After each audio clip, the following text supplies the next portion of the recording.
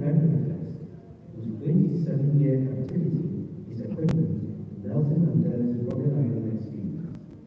He was eventually allowed by the British to return to Kumasi, dying 10 years after.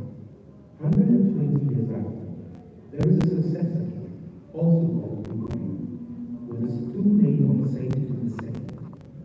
He inherits as Bremner's great-grandnephew an unbroken but diminished Asante kingdom.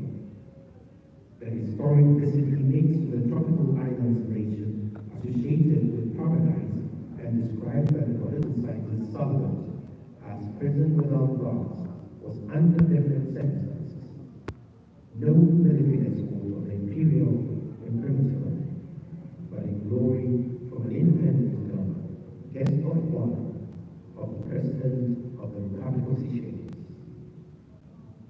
Ivo Adjumandria, an analyst of Seychelles' Asante relations from the 1800s, traveled on the return of a king to Seychelles to continue his television interpretation of this most dramatic but also sorrowful episode in 19th century Asante's history, one of exile and dispossession into the unknown.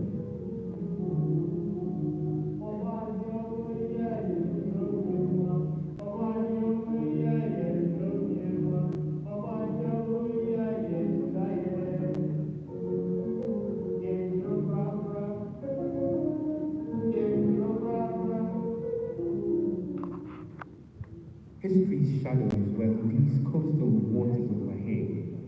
The first cosmopolitan king of Asante, Prempeh I, had made the 3 weeks journey by the sea route 120 years ago, aboard the SS Dakar.